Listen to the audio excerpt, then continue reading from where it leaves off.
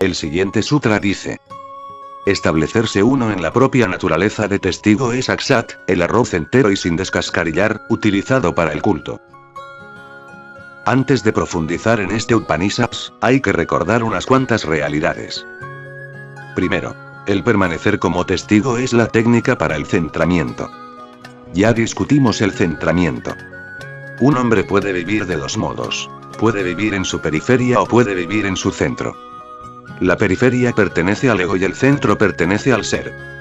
Si vives según el ego, estás siempre relacionado con el otro. La periferia se relaciona con el otro. Hagas lo que hagas no es una acción, es siempre una reacción. Lo haces como respuesta a algo que te han hecho. Desde la periferia no hay acción, todo es una reacción, nada proviene de tu centro. En cierto modo eres un esclavo de las circunstancias. No haces nada, más bien eres forzado a hacer.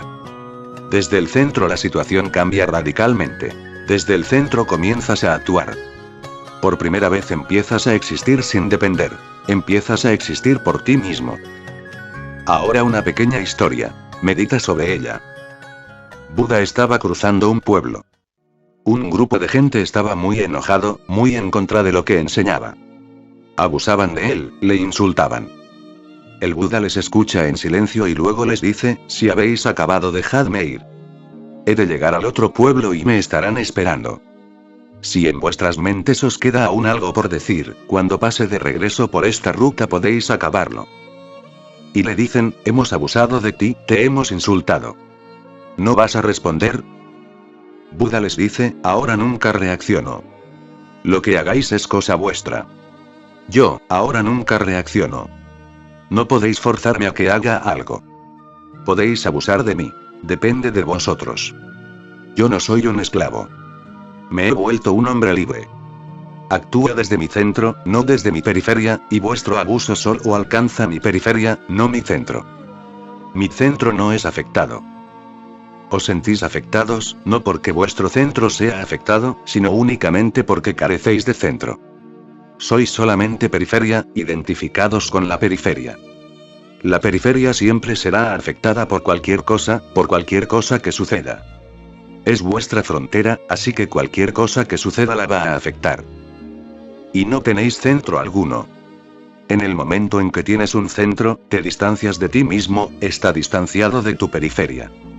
Alguien puede maltratar la periferia, pero no a ti. Tú permaneces distante, separado. Hay una distancia entre tú y tú mismo. Entre tú como periferia y tú como centro hay una distancia, y esa distancia no puede ser atravesada por nadie ajeno a ti, porque nadie puede penetrar hasta el centro. El mundo exterior puede afectarte únicamente en la periferia. Por eso Buda dice: ahora tengo un centro. Hace 10 años hubiera sido distinto. Si hubieras abusado de mí, hubiera reaccionado, pero ahora solo actúo. Entiende claramente la distinción entre reacción y acción. Amas a alguien porque alguien te ama. Buda también te ama. No porque tú le ames, esto es irrelevante. Tanto si le amas como si no le amas es irrelevante. Él te ama como acción, no como reacción. El acto proviene de ti y la reacción es forzada sobre ti. Estar centrado significa que has comenzado a actuar.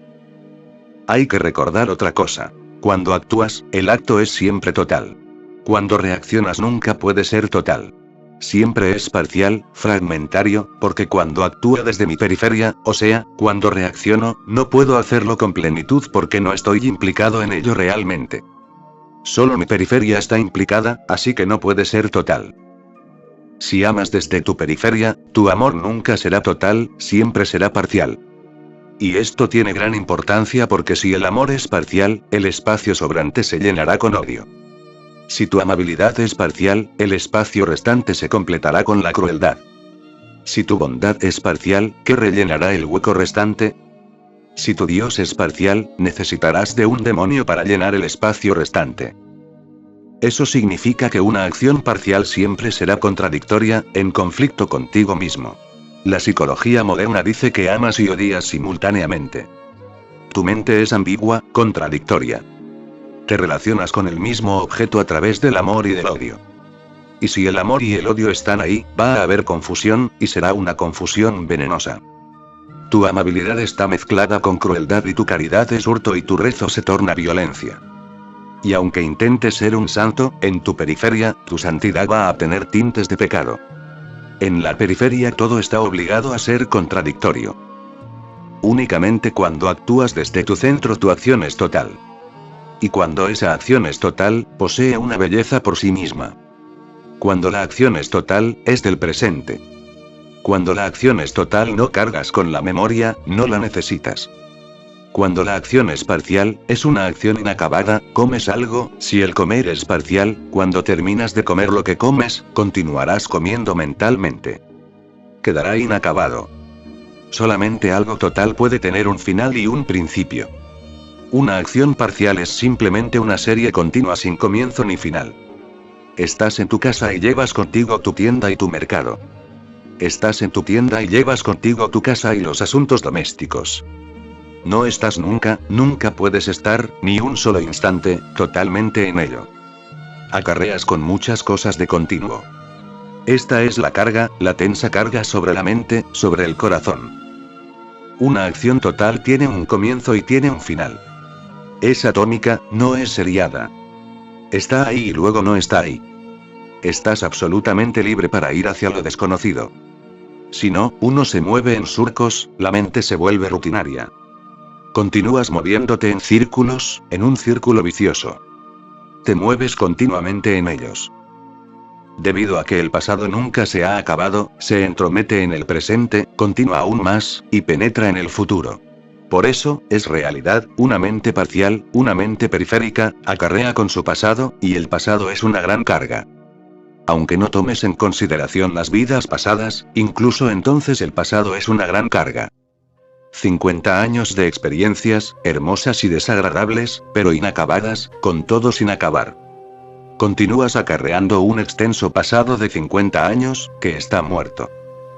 Este pasado muerto se desplomará sobre un único instante del presente. Lo va a aplastar, de modo que así no puedes vivir, es imposible. Con este pasado sobre ti, en ti, no puedes vivir. Cada instante es tan fresco y tan delicado que este peso muerto lo aplastará. Lo está aplastando. Tu pasado continúa matando tu presente y cuando el presente fallece se convierte en parte de él. Cuando está vivo, no forma parte de ti. Cuando se muere, cuando ha sido aplastado por tu pasado muerto, se vuelve tuyo, entonces es parte de ti. Esta es la situación. En el instante en que empiezas a actuar desde el centro, toda acción es total, atómica. Está ahí y luego desaparece. Te liberas completamente de ella. Entonces puedes moverte sin carga, liberado. Y solamente entonces puedes vivir el nuevo instante que siempre está ahí, accediendo a él con frescura. Pero únicamente puedes acceder a él con frescura cuando no hay un pasado con el que cargar. Y tendrás que acarrear con el pasado si está inacabado. La mente tiene una tendencia a finalizarlo todo. Si no ha finalizado, entonces tienes que acarrear con ello. Si algo queda inacabado durante el día, entonces soñarás con ello por la noche, porque la mente tiene la tendencia a completar todo. En el instante en que finaliza, la mente se libera de ello. A menos que finalice, la mente volverá sobre ello una y otra vez. Hagas lo que hagas, tu amor, tu sexualidad, tu amistad, todo está sin acabar. Y no puedes hacerlo total si te mantienes en la periferia. Así que, ¿cómo centrarse en uno mismo? ¿Cómo alcanzar ese centramiento de modo que no estés en la periferia? El ser un testigo es la técnica. Esta expresión ser un testigo es una palabra altamente significativa. Hay cientos de técnicas para alcanzar un centramiento, pero ser testigo siempre forma parte, una parte fundamental, en todas ellas. Cualquiera que sea la técnica, ser un testigo será una parte esencial en ella. Por eso es mejor denominarlo la técnica de todas las técnicas. No es una técnica sencilla. El proceso de ser un testigo es la parte esencial de todas las técnicas. Uno puede hablar sobre el ser un testigo como de una técnica pura. Por ejemplo, Krishnamurti. Él habla de ser un testigo como de una pura técnica. Pero ese hablar es como hablar del espíritu sin hablar del cuerpo. No puedes percibirlo, no puedes verlo. Siempre el espíritu siempre está presente en el cuerpo, puedes percibir el espíritu a través del cuerpo. Desde luego, el espíritu no es el cuerpo, pero puedes percibirlo gracias al cuerpo. Cada técnica es simplemente un cuerpo y el ser un testigo es el alma. Puedes hablar del ser un testigo independientemente de cualquier cuerpo, de cualquier asunto, entonces se vuelve algo abstracto, totalmente abstracto. Por eso Krishnamurti ha estado hablando continuamente durante medio siglo, pero todo lo que dice es tan puro, sin cuerpo, que uno cree que comprende, pero esa comprensión queda meramente como un concepto. En este mundo no hay nada que sea un espíritu puro. Todo existe en un cuerpo. Así que el ser un testigo es el espíritu de todas las técnicas espirituales y todas las técnicas son cuerpos distintos. Debemos pues entender primero lo que es el ser un testigo y las diferentes técnicas de los diferentes cuerpos. Conocemos el pensar y uno ha de comenzar desde el pensamiento para averiguar lo que ser un testigo significa, porque uno ha de empezar desde lo que se conoce. Conocemos el pensar. Pensar significa enjuiciar. Ves algo y lo juzgas. Ves una flor y juzgas si es bella o no es bella. Escuchas una canción y la aprecias o no la aprecias. Aprecias o lo condenas. El pensar es juzgar. En el instante en que piensas has empezado a juzgar. El pensar es evaluar. No eres capaz de pensar sin evaluar. ¿Cómo vas a pensar en una flor sin evaluarla? En el instante en que comiences a pensar dirás que es bella o que no es bella. Tendrás que emplear alguna clasificación porque el pensar es clasificar. En el instante en que has clasificado una cosa, que la has etiquetado, que le has puesto un nombre, has pensado sobre ella. El pensar es imposible si no juzgas. Si no juzgas, entonces permaneces simplemente consciente, pero no puedes pensar. Una flor está ahí y yo te digo, obsérvala, pero no pienses. Mírala, pero no pienses. ¿Qué vas a hacer? Si no se te permite el pensar, ¿qué harás? Solamente puedes permanecer como testigo, solamente puedes permanecer atento, solamente puedes ser consciente de la flor. Puedes encarar el hecho. La flor está ahí. Ahora puedes encararla. Si el pensar no está permitido no puedes decir, es hermosa. No es hermosa. Lo sé, o es rara, nunca la había visto. No puedes decir nada. Las palabras no pueden ser utilizadas porque cada palabra tiene un valor en sí misma. Toda palabra es un juicio. El lenguaje está cargado de juicios, el lenguaje nunca puede ser imparcial. En el instante en que utilizas una palabra, has juzgado.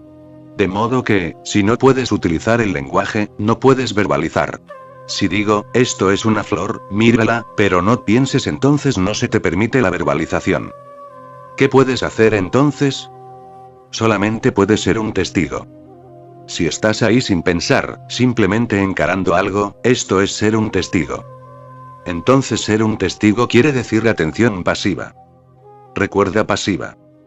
El pensar es activo, estás haciendo algo. Sea lo que estés viendo, estás haciendo algo con ello. No eres pasivo, no eres simplemente un espejo. Estás haciendo algo. Y en el instante en que haces algo, ya has cambiado el hecho. Veo una flor y digo, es bella. La he cambiado. Ahora he impuesto algo a la flor. Ahora, sea lo que sea la flor, para mí es una flor más el sentimiento de que es bella. Ahora la flor está muy lejos. Entre la flor y yo hay un juicio, mi evaluación de que es bella. Ahora la flor no es la misma para mí. La cualidad ha cambiado. Yo me he entrometido. Mi juicio ha penetrado en el hecho. Ahora es más una ficción y menos un hecho. Este sentimiento de que la flor es hermosa no pertenece a la flor, me pertenece a mí. Yo he entrado en el hecho.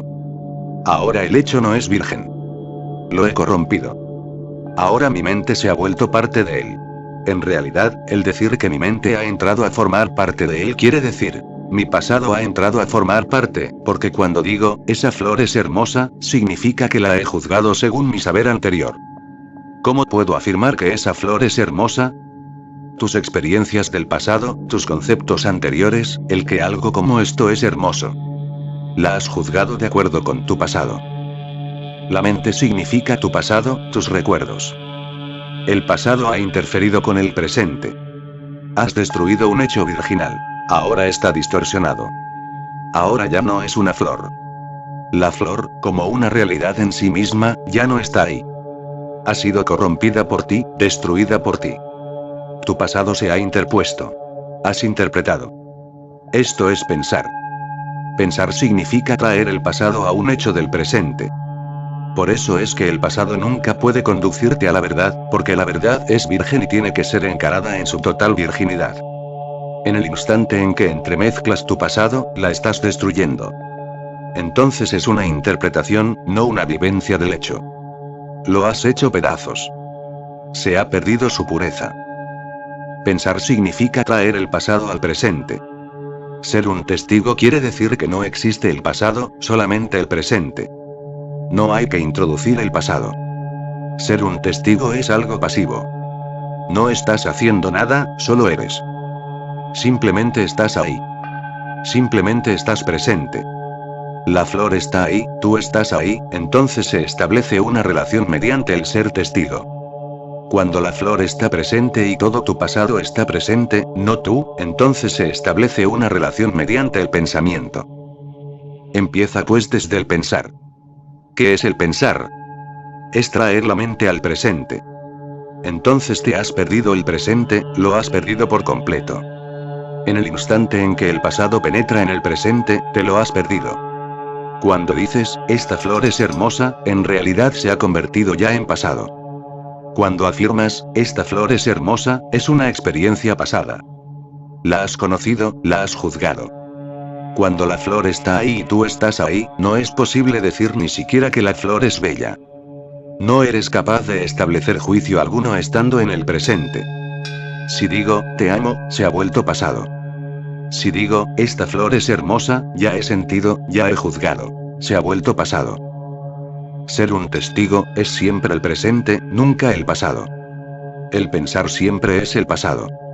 El pensar es algo muerto. Ser un testigo es algo vivo. La siguiente distinción es pues, primero, el pensar es activo, es hacer algo. Ser un testigo es ser pasivo, es no hacer, solamente ser. Pensar siempre está en el pasado, lo muerto que ya se ha ido, lo que ya no existe.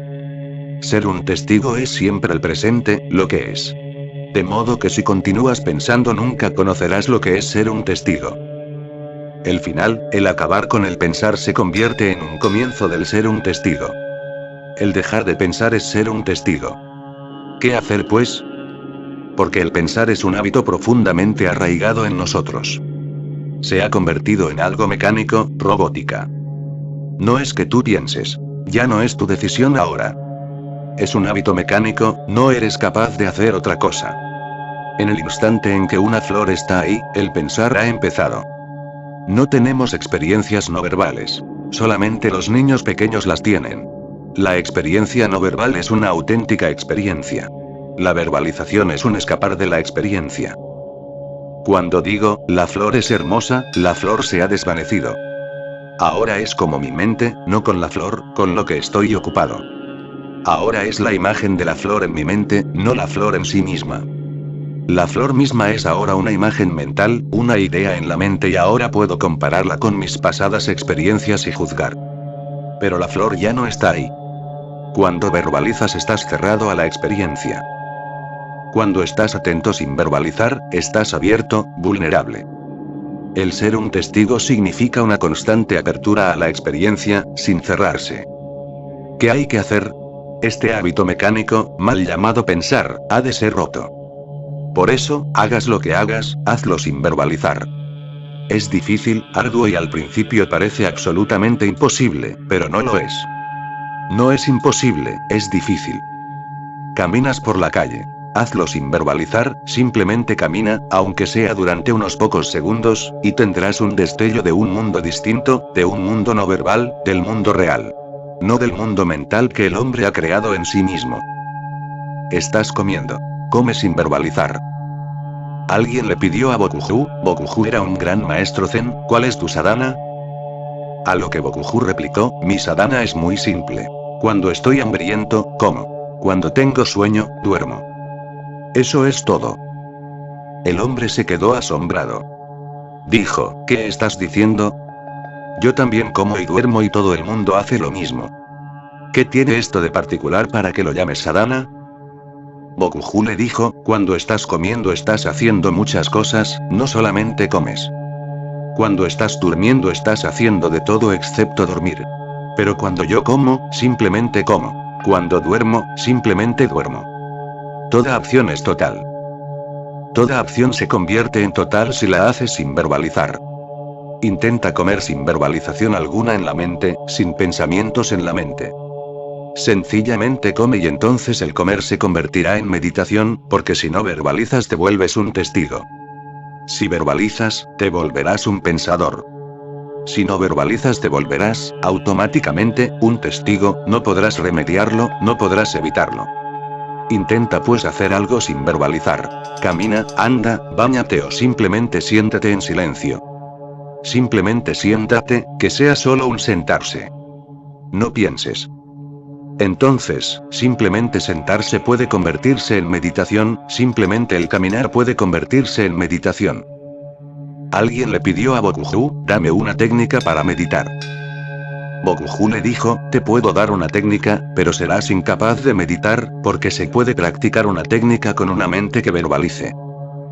Tus dedos pueden deslizarse por un rosario y puedes seguir pensando. Si tus dedos simplemente se deslizan por un rosario sin estar pensando, se convierte en una meditación. Entonces no se requiere de técnica alguna. Toda la vida es una técnica. Por eso Bokuju dijo, sería mejor que te quedaras conmigo y me observaras. No preguntes por un método. Simplemente obsérvame y llegarás a conocer. El pobre individuo observó durante 7 días. Se empezó a sentir más confuso. Después de 7 días dijo, cuando llegué estaba menos confundido. Ahora estoy más confundido. Te he observado durante 7 días continuamente, ¿qué es lo que hay que ver? Bokuju le dijo, entonces no has observado. ¿Te has fijado cuando camino? Sencillamente camino. Cuando me traes el té por la mañana, ¿te has fijado? Simplemente tomo el té y lo bebo. Simplemente lo bebo. No hay Bokuju. Tan solo existe el beber. Ningún Bokuju, solamente el beber el té. ¿Te has fijado? Si te has fijado debes de haber sentido que Bokuju ya no existe. Esto es algo muy sutil puesto que si el que piensa está presente, entonces hay ego, entonces eres Bokuju o cualquier otro. Pero si solamente hay la acción sin verbalización alguna, sin pensamientos, no hay ego. Por eso Bokuju dice, ¿te has fijado? Allí no estaba Bokuju, solamente había el beber el té, el caminar por el jardín, el cavar un hoyo. Buda, debido a esto, dijo, no existe el alma. Porque no has estado observando continuamente te crees que tienes un alma. No la tienes. Si eres un testigo, entonces no existes. El yo se forma a sí mismo con los pensamientos. Y una cosa más. Los pensamientos acumulados, los recuerdos apilados, crean el sentimiento del ego, de que tú eres. Intenta este experimento. Destierra totalmente tu pasado, quédate sin recuerdos. Olvídate de quiénes son tus padres, a quién perteneces, a qué país, a qué religión, a qué raza. Si has sido educado, o si fuiste educado o si no lo fuiste.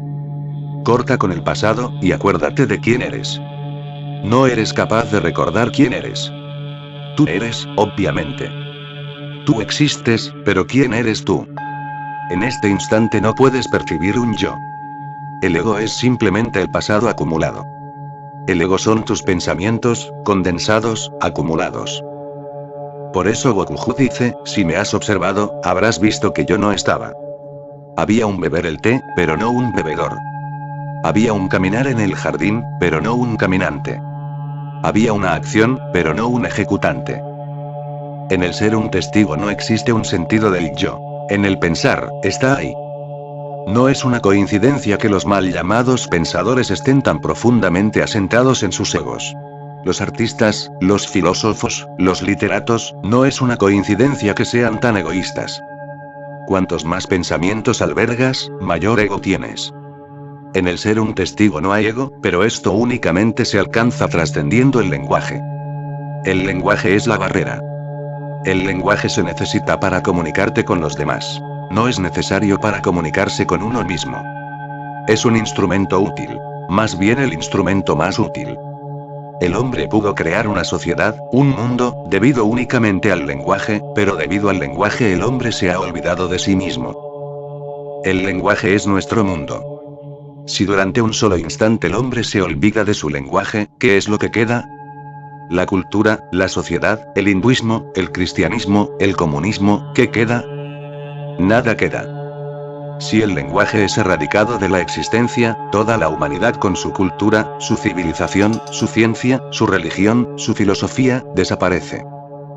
El lenguaje es una comunicación con los demás. Es la única comunicación. Es útil, pero es peligroso. Y siempre que un instrumento es útil, en la misma proporción también es peligroso. El peligro es este. Cuanto más se adentra la mente en el lenguaje, más se aleja del centro. Uno requiere pues un sutil equilibrio y un sutil dominio para ser capaz de moverse en el lenguaje y también para ser capaz de abandonar el lenguaje, de salirse del lenguaje, de escaparse del lenguaje. El ser un testigo significa salirse del lenguaje, de la verbalización, de la mente. El ser un testigo significa un estado no mente, de ausencia de pensamientos. Inténtalo. Es un gran esfuerzo y no se puede predecir nada, pero inténtalo y mediante el esfuerzo alcanzarás algunos instantes en los que, repentinamente, el lenguaje desaparece. Y entonces una nueva dimensión se abre. Te vuelves consciente de un nuevo mundo, del mundo de la simultaneidad, del mundo del aquí y del ahora, el mundo de la no mente, el mundo de la realidad. El lenguaje tiene que evaporarse. Intenta realizar las acciones cotidianas, los movimientos corporales, sin lenguaje. Buda utilizaba esta técnica para observar la respiración. Solía decir a sus bhikkhus, seguid observando vuestra respiración. No hagáis nada, solamente observar cómo entra el aliento, cómo sale. El aliento entrando, el aliento saliendo. No es decirlo así, es sentirlo, el aliento entrando, sin palabras. Siente el aliento penetrando, muévete con la respiración, deja que tu conciencia ahonde con el aire entrante. Luego deja que salga. Continúa yendo con tu respiración. Mantente alerta. Se dice que Buda dijo, no paséis por alto ni un solo aliento. Si fisiológicamente se obvia un solo aliento, te mueres. Si un solo aliento se pasa por alto al permanecer consciente, estarás pasando por alto el centro, estarás muerto por dentro. Por eso Buda dijo, la respiración es esencial para la vida del cuerpo, y la consciencia de la respiración es esencial para la vida del centro interno. Respira, mantente consciente.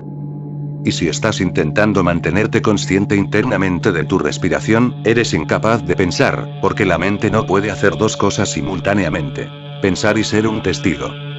El mismo fenómeno de ser un testigo es diametral, absolutamente opuesto al pensar, de modo que no puedes efectuar ambos. Del mismo modo que no puedes estar vivo y muerto simultáneamente, del mismo modo no puedes estar dormido y despierto, no puedes estar pensando y manteniéndote como un testigo. Sé testigo de algo y el pensar desaparecerá. Deja que entre el pensar y el ser un testigo desaparecerá. El ser un testigo es una consciencia pasiva sin contener ninguna acción. La consciencia misma no es una acción. Un día, Mullah Nasruddin estaba muy preocupado, cavilando. Cualquiera que observaba su cara podía ver que estaba sumido en pensamientos. Muy tenso, angustiado. Su esposa se llegó a alarmar. Le preguntó, ¿qué es lo que pasa, Nasruddin? ¿En qué estás pensando? ¿Cuál es el problema? ¿Por qué estás tan preocupado? Nasruddin abrió los ojos y dijo, este es el problema más grande. Estoy reflexionando en cómo ha de saber uno que uno mismo está muerto. ¿Cómo saber uno que uno mismo está muerto? Si me fuera a morir, ¿cómo iba a reconocer que estaba muerto?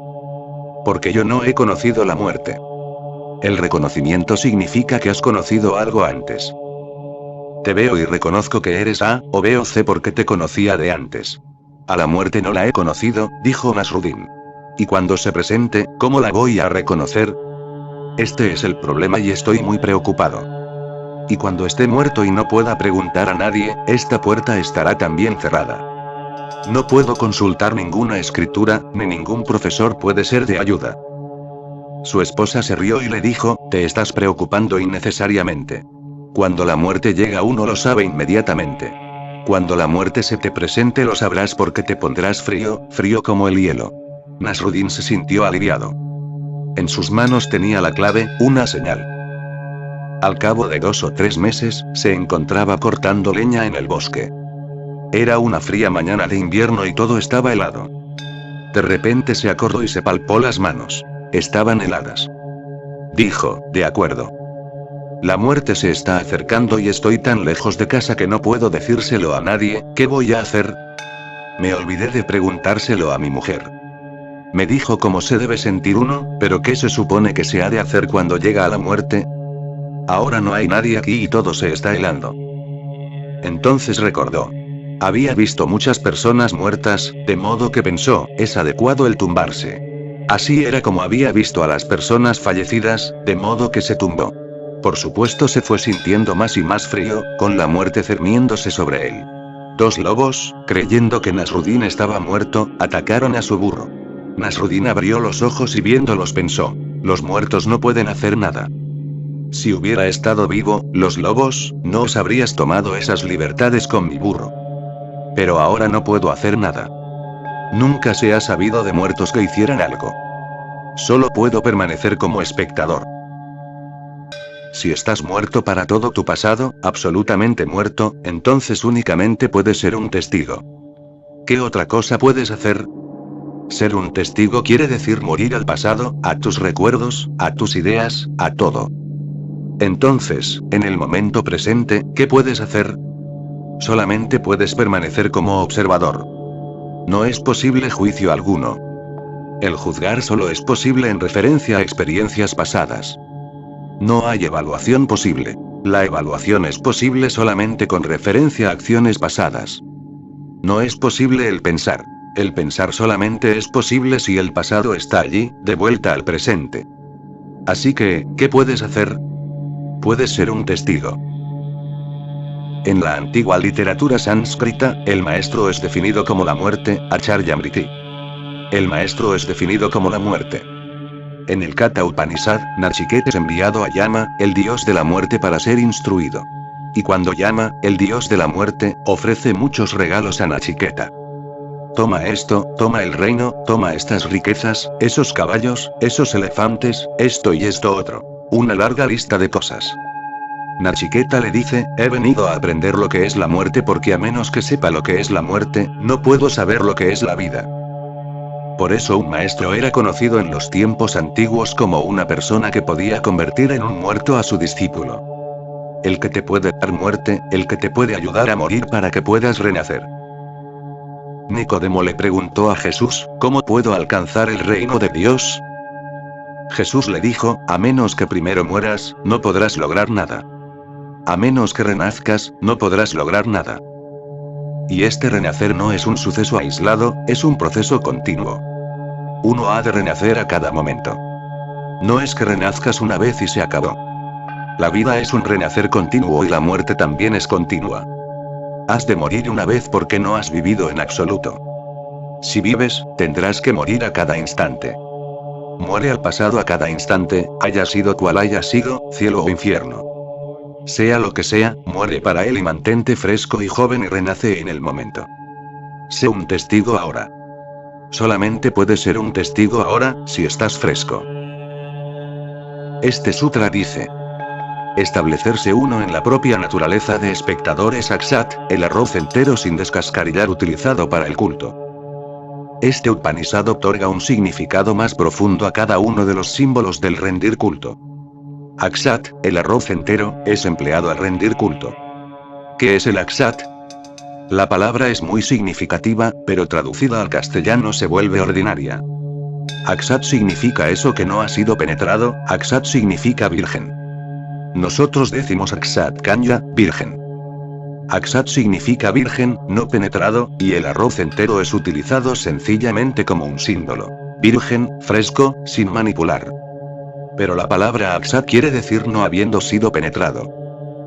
¿Qué es lo que es Akshat en ti? ¿Qué es lo que no ha sido nunca penetrado? Eso es tu naturaleza de testigo. Todo ha sido corrompido, solamente en ti hay una cosa corrupta. Tu cuerpo está corrompido, tu mente está corrompida, tus pensamientos, tus emociones, todo está corrompido. Todo ha sido influenciado, impresionado por el exterior. En ti solamente una cosa permanece totalmente incorrupta, intocada, Akshat, y esa es tu naturaleza de testigo. El mundo no puede alcanzarlo. Tus pensamientos pueden ser influidos, manipulados, pero tu conciencia de testigo no puede serlo.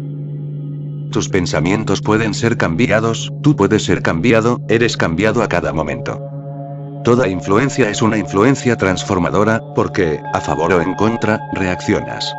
Y aunque reacciones a una influencia determinada, has sido cambiado, has sido manipulado.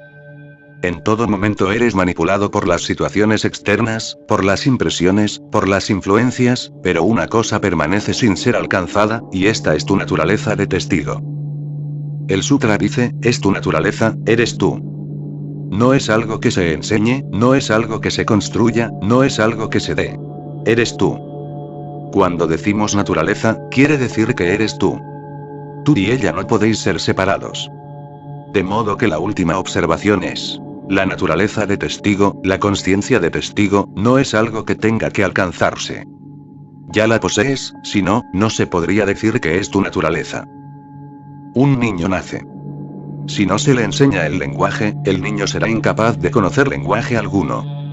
No es su naturaleza, no es su condición. Si a un niño no se le enseña nada, no sabrá nada. Si se le enseña hinduismo, será un hindú. Si se le educa en el comunismo, será un comunista. Cualquier cosa que se le enseñe, eso no será su naturaleza. Nadie nace hindú, nadie nace musulmán. Estas no son tu naturaleza, esos son condicionamientos. Eres forzado a acomodarte a un modelo particular. De modo que el hinduismo es un hábito, no es esencia. El ser musulmán es un hábito, no es esencia. Por hábito me refiero a algo que es enseñado, algo que se aprende. No naces con él. Esto no ocurre con el ser un testigo. Naces con ello. Desde luego, está escondido. La semilla está en lo más hondo de tu ser. Todo es enseñado excepto la naturaleza del ser testigo. El conocimiento es enseñado, pero no el saber. Un niño hace ya con el saber, no con el conocimiento. Posee la capacidad de conocer, por eso es por lo que le enseñas, pero esa capacidad le pertenece. Tú le vas condicionando. Se le enseñarán muchas cosas y él aprenderá muchas cosas. Lenguas, religiones, ideologías. Se irá cargando y cuando más se cargue, cuanta más experiencia adquiera, más estará en posesión de una mente. Y la sociedad lo apreciará, lo respetará. La mente es respetada en la sociedad porque es un producto social. En donde quiera que haya una mente brillante, o cuando uno sea eficiente en el acumular, la sociedad le aprecia, le respeta. Esta mente creada por la sociedad estará allí y esta mente irá creciendo. Y puedes morir con esta mente, cargando con esta mente sin saber de la naturaleza interior con la que naciste. El ser un testigo, el esfuerzo para obtener esta condición implica destruir la mente, crear una brecha en esa mente, echar una ojeada, indagar en la esencia, en tu naturaleza. Has nacido como una desconocida energía de testigo. Luego la sociedad te petrifica, te envuelve. Esta envoltura es tu mente y si te identificas con esa envoltura nunca serás capaz de conocer aquello que eres, eso que siempre has sido. Y uno puede morir sin haberse conocido a sí mismo. La capacidad está ahí, en cierto modo posee una belleza que le es propia. Uno tiene que desembarazarse de la sociedad. Y cuando digo que uno se ha de liberar de la sociedad, no me refiero a liberarse de la sociedad exterior. No puedes hacerlo. Te muevas donde te muevas, la sociedad estará presente. Aunque te vayas a un bosque, los árboles y los animales se convertirán en tu sociedad. Y cuando un monje, un ermitaño se retira al bosque y empieza a vivir con los animales, dice que hermoso. Pero él está creando de nuevo otra sociedad. Cuando un ermitaño vive en el bosque y comienza a hablar con los árboles, dices, qué hombre tan religioso. Pero en realidad, él está creando una sociedad. No eres capaz de vivir sin una sociedad por lo que concierne al mundo exterior. Existes en sociedad. Pero puedes desembarazarte de la sociedad interiormente. Y esos que tratan de liberarse de la sociedad exterior se empeñan en un esfuerzo inútil.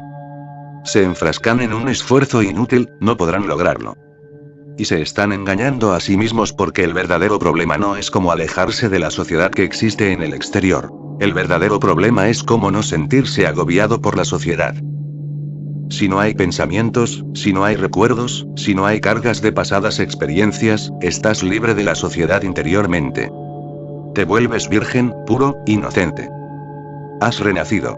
Y entonces conoces lo que es tu esencia, lo que es tu Tao, lo que es tu Dharma. Dharma traducido una y otra vez como religión. No lo es. No es religión. Dharma significa naturaleza. Dharma significa aquello que ya eres, tu esencia. Hay dos palabras que ayudan a entenderlo. Gurdjieff utiliza las dos palabras, esencia y personalidad. Esencia es tu naturaleza y personalidad es lo que has edificado, la estructura social que te es dada.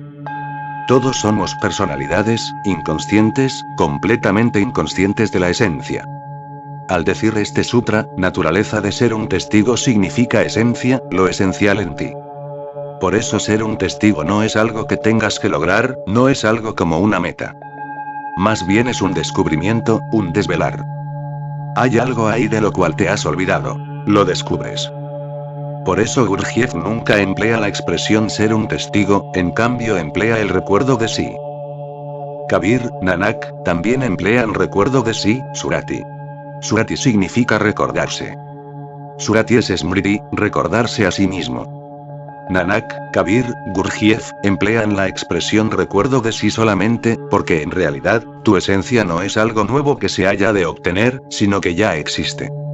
Solamente has de recordarte, te has de dar cuenta de algo que ya está presente.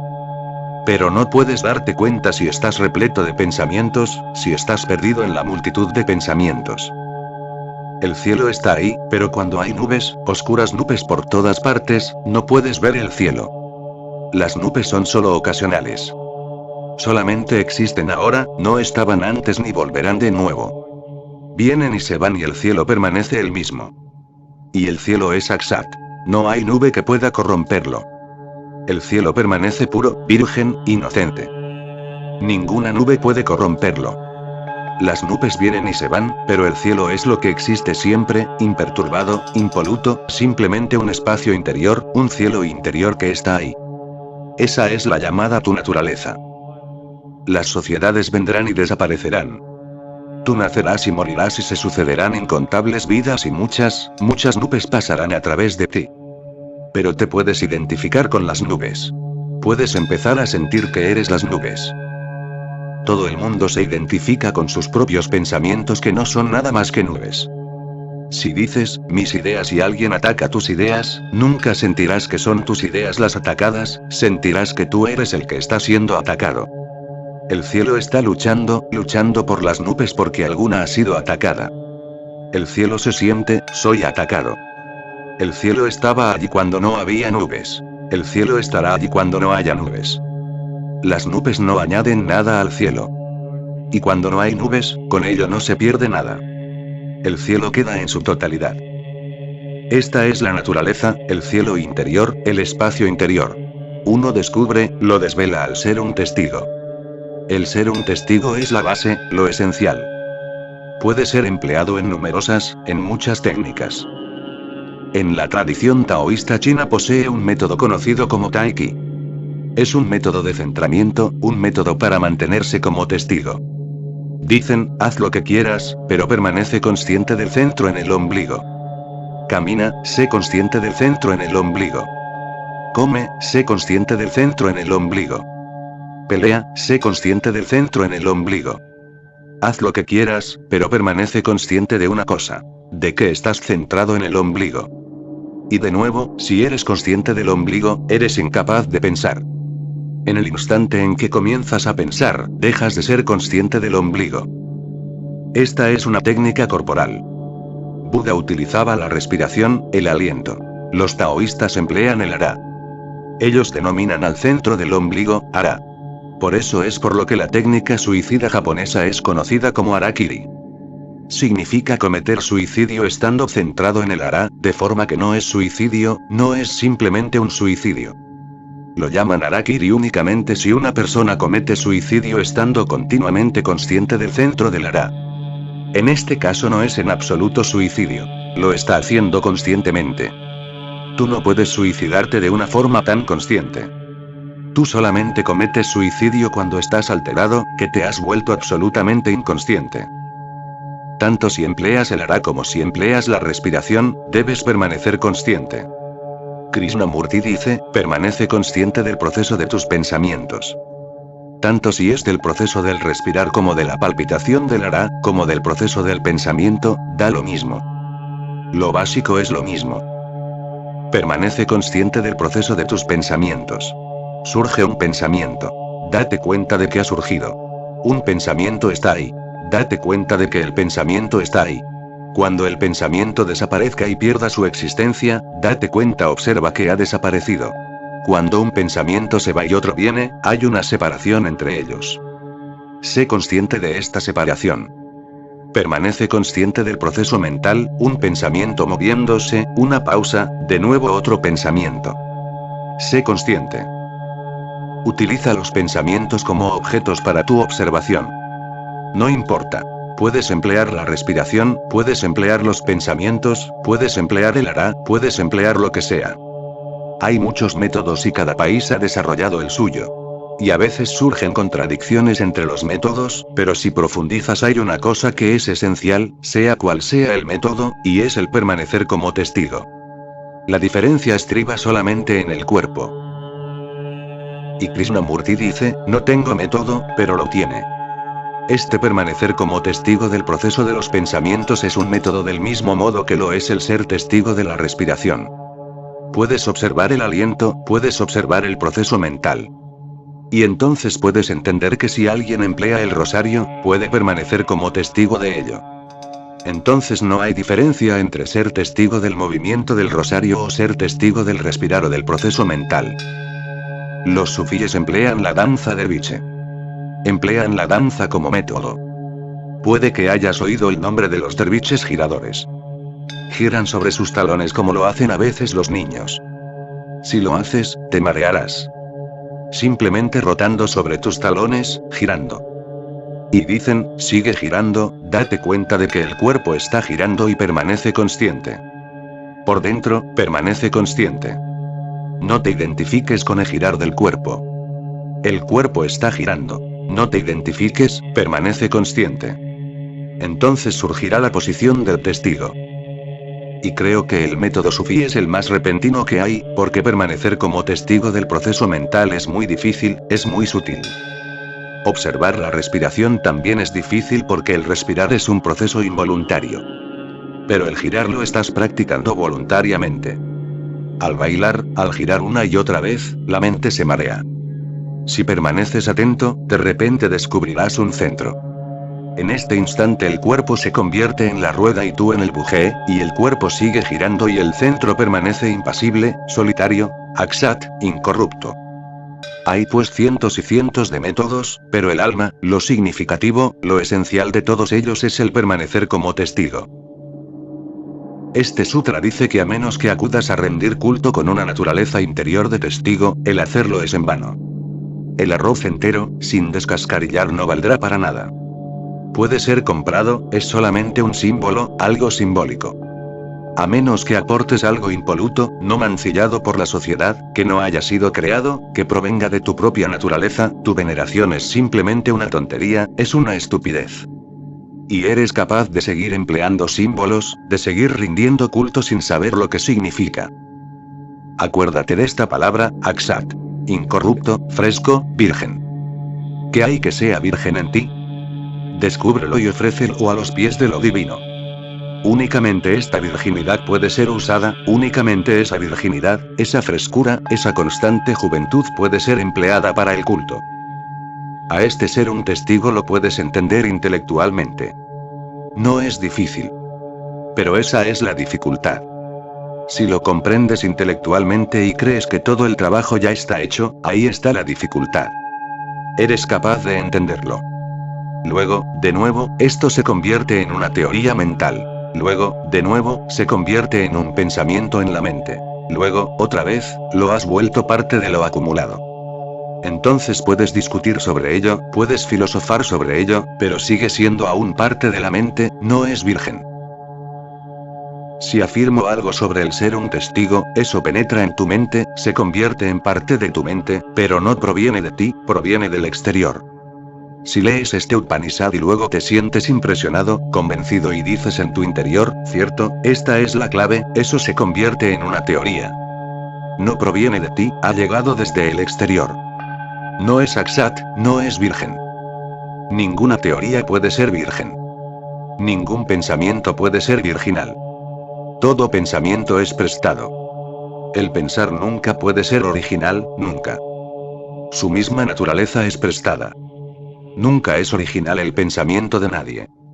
No puede serlo porque el lenguaje no es original.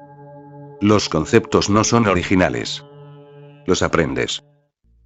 Akshat significa lo original, aquello que no has aprendido, el descubrimiento de algo en tu interior que te pertenece, que es único para ti, que forma parte de tu individualidad, que no te ha sido dado. De modo que la comprensión intelectual no valdrá para nada, practícalo. Solamente entonces, algún día explota en ti y te haces consciente de un reino diferente de pureza, de inocencia, de gozo.